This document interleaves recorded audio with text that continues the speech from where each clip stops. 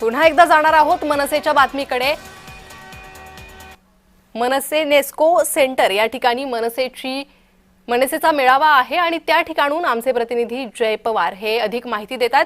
जय, Nesco centre या ठिकाणी गोरेगावात मनसेचा हा मेळावा होतोय, तर निवडणूक आयोगावर मनसेने आरोप केलेले आहेत। त्या संदर्भात आज राज ठाकरे काही सूचना करणार आहे का पदाधिकाऱ्यांना, असा प्रश्न उपस्थित होतोय।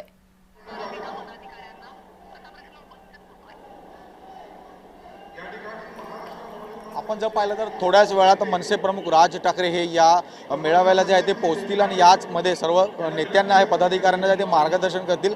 या ठिकाणी आपण सध्या नेस्को या सेंटरमध्ये आहोत। आपण पाहू शकतो माझ्या पाठीमागे सर्व पदाधिकारी असतील किंवा शाखा अध्यक्ष सर्व पदाधिकारी हे सर्व या ठिकाणी दाखल झाले आहेत। त्यासोबत आपण जर पाहिलं तर मनसेचे प्रमुख नेते संदीप देशपांडे असतील, बाळा नांदगावकर असतील, डोंबिवलीचे पाटील साहेब असतील, सर्वच नेते जे आहेत ते या ठिकाणी आपल्या स्टेजवरती आल्याचं पाहायला मिळतं। आणि थोड्याच वेळात मनसे अध्यक्ष राज ठाकरे हे सुद्धा या मेळाव्यात सहभागी होणार। त्यासोबत या सर्व पदाधिकाऱ्यांना मार्गदर्शन करतील।